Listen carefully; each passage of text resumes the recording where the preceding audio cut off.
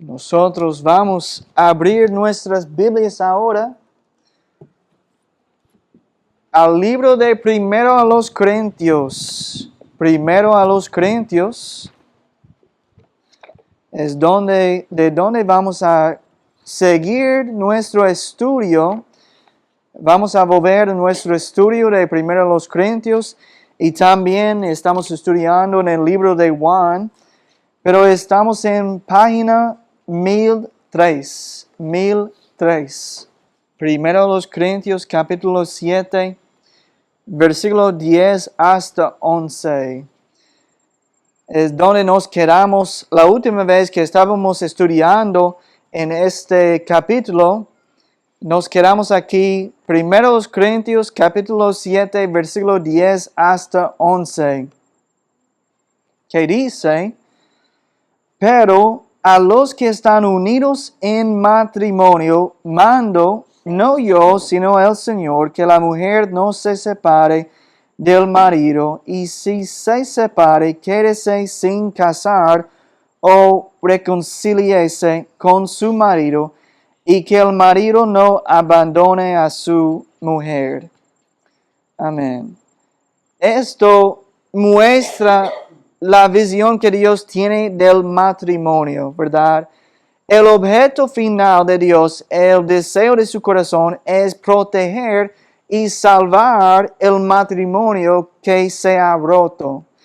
Y este parece ser el tema principal de lo que se trata en estos versículos. El mandamiento de Dios es no separarse. Eso, Él dice. Pero si sucede que, por ejemplo, dice en versículo 11, y si se separa, quédese sin casar.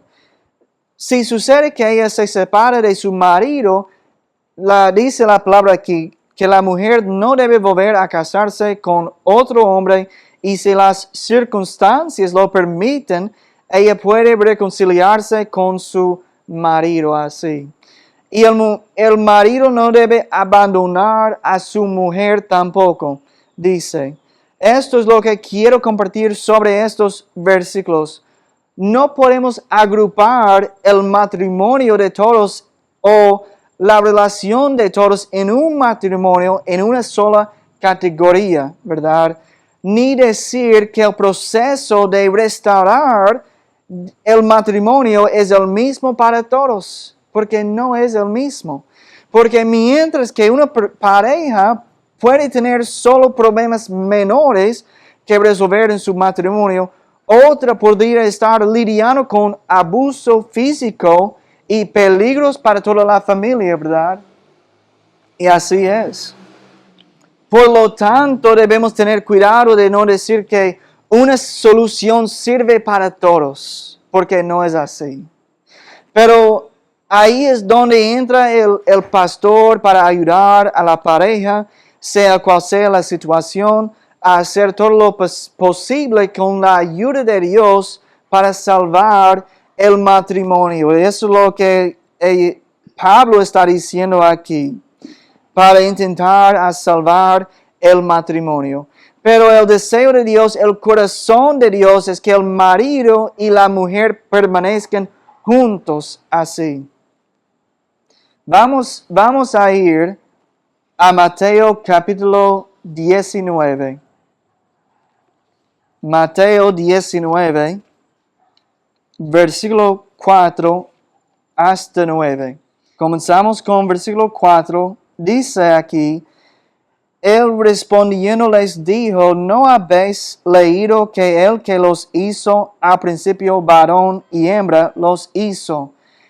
Y dijo, por esto el hombre dejará padre y madre y se unirá a su mujer, y los dos serán una sola carne. Así que no son ya más dos, sino una sola carne. Por tanto, lo que Dios juntó, no lo separe el hombre. Le dijeron, ¿por qué pues mandó Moisés dar carta de divorcio y repudiarla? Él les dijo, por la dureza de vuestro corazón, Moisés os permitió repudiar a vuestras mujeres. Mas al principio no fue así.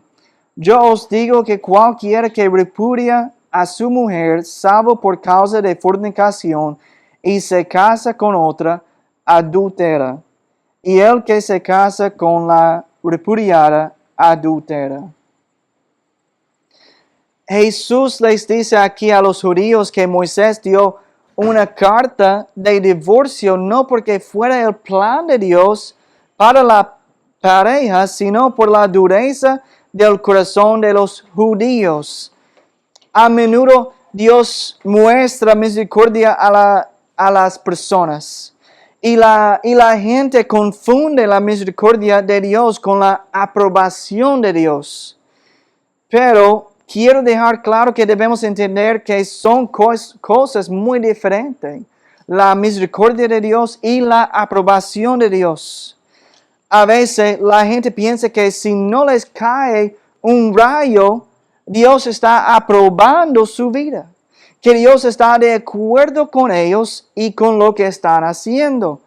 Pero no, nosotros no hemos oído o leído hablar de cómo Dios hace llover sobre los justos y los injustos. Significa que Dios muestra misericordia a todas las personas, a todo el mundo. El hecho de que Dios muestre misericordia a una persona no significa que apruebe las decisiones de su vida también. Yo he visto noticias sobre por ejemplo, un asesino en serie que mató a personas durante años y no fue capturado hasta décadas más tarde. Hubo un caso en el que pasaron como 40 años antes de que la persona fuera capturada. Y esa persona tenía una familia, una esposa, un trabajo, una casa, respiraba el mismo aire fresco que tú y yo respiramos y nunca fue capturada. Y todos estaríamos de acuerdo en que Dios no aprobaba esos pecados de matar a esas personas. No podemos basarnos en las bendiciones que tenemos en nuestra vida para determinar si Dios está contento con nosotros o no. Hay pasajes en la Escritura que hablan de cómo los malvados prosperan mientras los justos sufren y viceversa. Las bendiciones no son una prueba de la aprobación de Dios o de su satisfacción con nuestra vida. Son una demostración del amor, la misericordia y la gracia de Dios hacia todos. Pero yo he conocido a personas que justifican sus pecados porque están siendo bendecidas económicamente o porque les va bien en la vida y piensan que Dios está de acuerdo con su vida pecaminosa, pero algún día esas personas se van a dar cuenta de lo equivocados que estaban. Todos vamos a dar cuenta ante Dios algún día de cada palabra, dice la Biblia, y cada acción que hemos hecho en este cuerpo, sea buena o sea mala. En estos versículos de Mateo vemos el diseño de Dios, el plan de Dios para el matrimonio, un hombre y una mujer, ¿verdad? No dice un hombre y 10 mujeres, ni 2 hombres casándose, ni 2 mujeres casándose. Y es triste tener que decir esto, ¿verdad? Pero estamos llegando a un tiempo en lo que hay que mencionarlo porque se han torcido lo que Dios comenzó en el matrimonio, que es un hombre y una mujer. No de un hombre y yo voy a mencionar cosas que están pasando en el mundo que yo he escuchado de personas que quieren casarse con su animal. Sí, también. Y es una locura de lo que está sucediendo en el mundo. Pero la Biblia dice un hombre y una mujer. Dios fue específico y dijo cómo los creó. Y ustedes conocen o han escuchado de la inteligencia artificial, ¿verdad? Que ellos están creando, ahora mismo los científicos, ellos están haciendo muchos avances en eso. Y comienzan a crear los robots, todo de eso, los robots. Un día, y yo he leído noticia que hay personas que dicen que quieren casarse con la inteligencia artificial. Que piensan porque ellos pueden como tener una relación con una computadora. Es así, es una locura y eso va a peorarse. Eso va a peorarse, peor. Y entonces, dice un hombre y una mujer. Dios fue específico y dijo cómo los creó. No se trata de cómo se identifican, es decir, no se trata de un hombre que se identifica como una mujer, ni de una mujer que se identifica como hombre.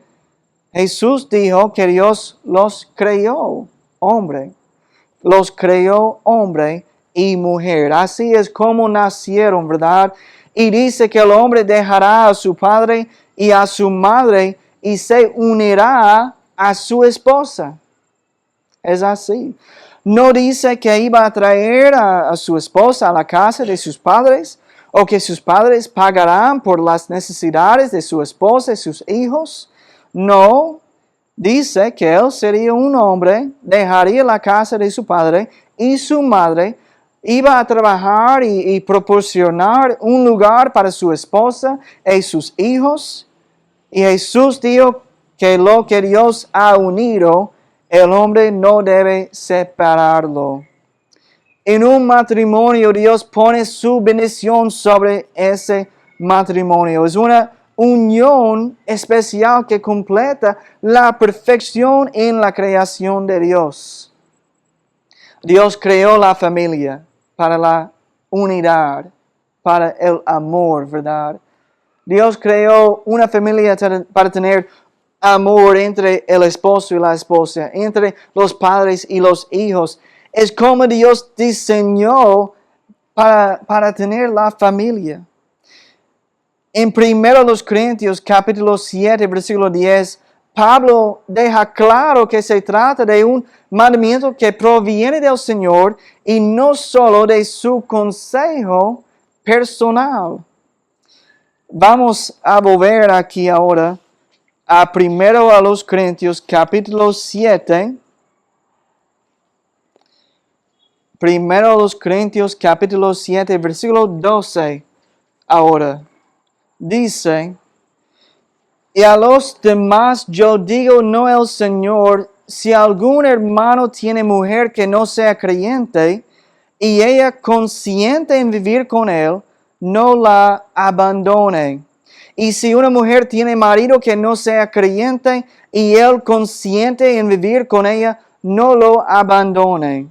Pablo continúa dando consejos según la palabra y sabiduría que Dios le había dado y según el Espíritu Santo que inspiraba sus escritos.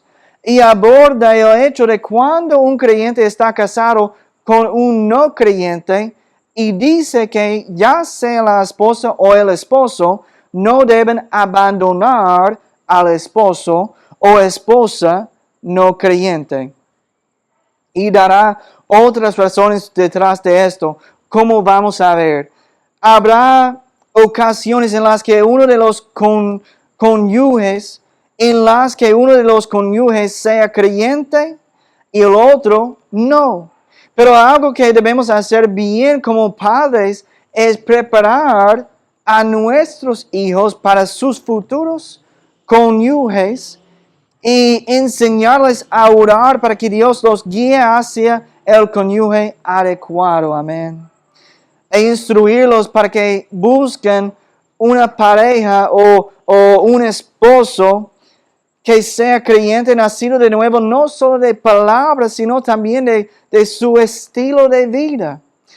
Esa es la clave número uno para comenzar el matrimonio con buen pie. Amén.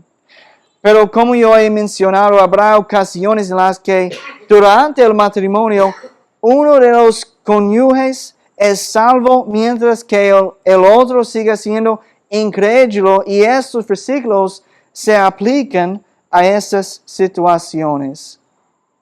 Y vamos a seguir leyendo aquí en el próximo versículo, de versículo 14, que dice: Primero los Corintios, capítulo 7, versículo 14, dice: Porque el marido incrédulo es santificado en la mujer, y la mujer incrédula en el marido, pues de otra manera vuestros hijos serían inmundos, mientras que ahora son santos.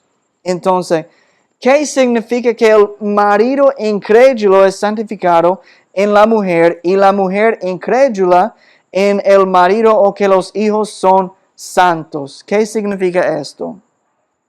Yo voy a explicarlo de esta manera, que hay bendiciones y protecciones que se extienden más allá de la persona que es salva. Yo voy a dar un ejemplo de un chiste que se dice. Hay un chiste que se cuenta sobre un hombre cristiano que tenía miedo a volar en avión. Y él nunca quería subir a un avión, nunca quería volar. Y le cuenta a su amigo mientras el avión viaja por la pista, él habla de cómo él tiene miedo de volar y comienza a subir lentamente hacia el cielo. Y el amigo le dice al hombre que no se preocupe porque aún no es su hora, que no es su hora de morir. Él estaba diciéndole a él. Y el hombre responde que no le preocupa si es su hora o no, sino que le preocupa que pueda ser la hora del piloto a morir. Y él dijo eso. Es algo gracioso, pero en realidad no es cierto si eres un creyente nacido de nuevo. Porque la protección y las bendiciones que Dios te da van más allá de ti mismo. Ustedes recuerdan la historia de Sodoma y Gomorra y su destrucción. Que Dios lo destruyó, ¿verdad? La ciudad.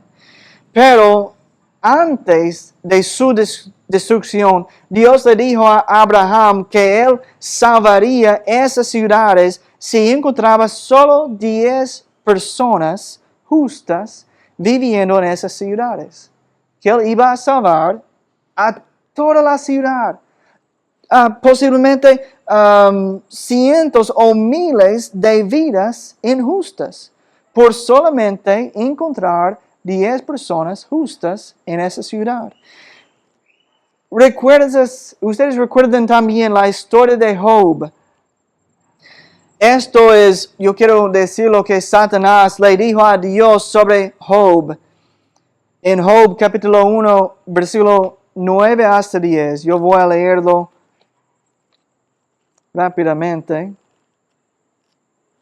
Job capítulo 1, versículo 9 hasta 10 dice: Respondiendo Satanás a Jehová, dijo: ¿Acaso teme Job a Dios de balde?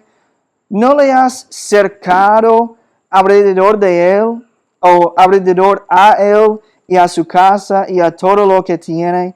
Al trabajo de sus manos has dado bendición. Por tanto, sus bienes aún han aumentado sobre la tierra.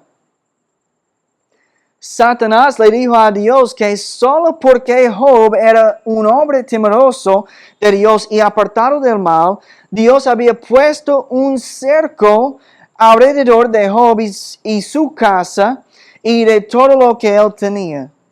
Eso incluía a sus hijos, sus siervos y también sus animales. Todo lo que Job tenía, había una protección de Dios alrededor de todo. La protección de Dios se extendía mucho más allá de Job a todo lo que Job hacía o tenía en su vida. Y no era porque el resto de la familia de Job también temiera a Dios. Porque Job incluso tenía dudas sobre la relación de sus hijos con Dios, pensando que ellos podrían blasfemar contra Dios en sus corazones. Dice la palabra que Job hizo sacrificio todos los días para sus hijos, por si acaso que ellos habían blasfemado contra Dios en sus corazones. Entonces, la protección de Dios sobre la familia de Job se debía únicamente al temor y la fidelidad de Job hacia Dios.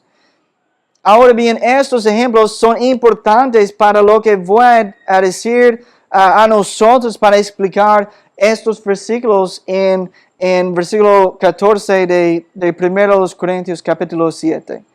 Lo que esto significa es que el esposo o esposa incrédulo y los hijos se benefician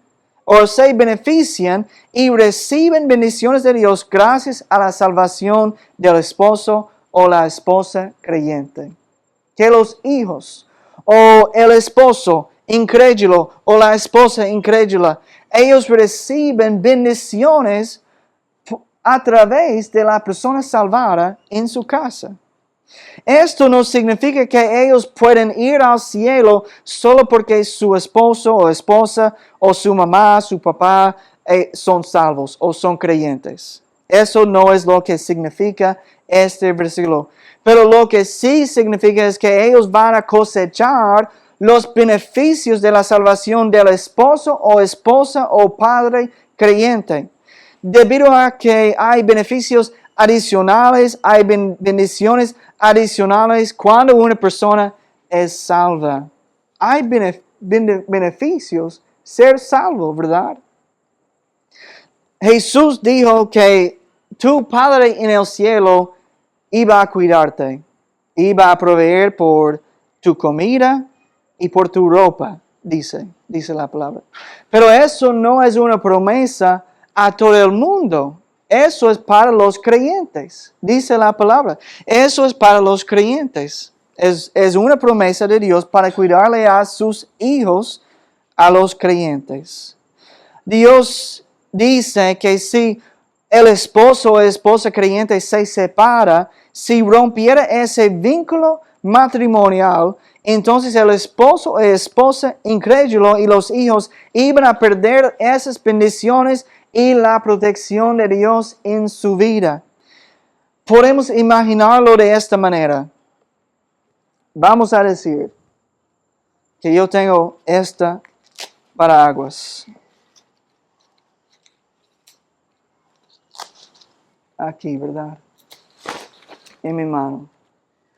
Que esto representa mi salvación, las bendiciones de Dios, la protección de Dios sobre mi vida. Y todos en mi familia, quienes están bajo este paraguas, yo necesito uno más grande para mi familia completa, ¿verdad? Pero venga, por favor. Jude, venga. Ustedes dos. Pero mientras ellos están aquí, ellos están bajo las bendiciones, los beneficios de Dios en mi vida, porque yo soy cristiano, porque yo soy salvo.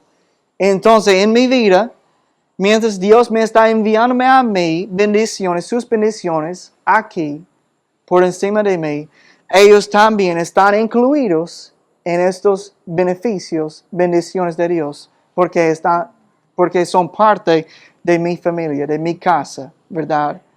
Pero ¿qué pasa si Él decide que antes de Él va a ser rebelde, que Él va a salir de mi casa y con su novia, Él se va y Él va al otro lado, decir adiós papá, yo no quiero tener parte de tu vida, y Él es incrédulo? Ahora mismo Él está afuera de mi sombrilla, de las bendiciones, de la protección de Dios. Él decidió estar afuera de esto. Entonces, Él salió de las bendiciones de Dios. Pero mientras Él está aquí, Él está recibiendo los beneficios, las bendiciones de Dios a través de mi salvación. Amén.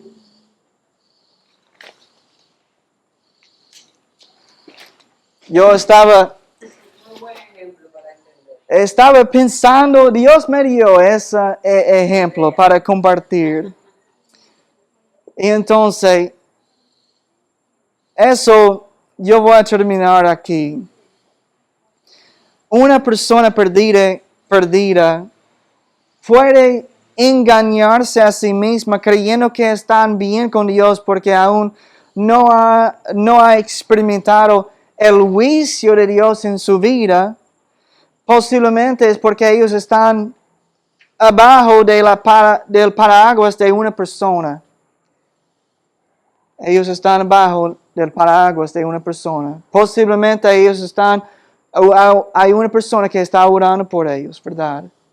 Yo siempre oro por la misericordia de Dios sobre mi familia para darle una vida larga, para bendecirle a ellos y ayudarle a ellos que ellos busquen a Cristo, ¿verdad? Para darle a ellos tantas oportunidades en su vida que ellos pueden tener para recibirle a Cristo en su vida. Entonces yo oro que Dios ponga su protección sobre ellos, sobre su vida, para que ellos tengan oportunidades para buscarle a Cristo, recibirle en su corazón. Pero también hay un día en que todos los hombres tendremos que dar cuenta de nosotros mismos. Dios es misericordioso con todos nosotros, pero un día todos vamos a recibir juicio según la palabra de Dios. Y podemos saber que Dios está de acuerdo con nuestra vida, no a través de cómo sentimos, pero a través de la palabra de Dios, ¿verdad? Y lo que nos dice. Amén.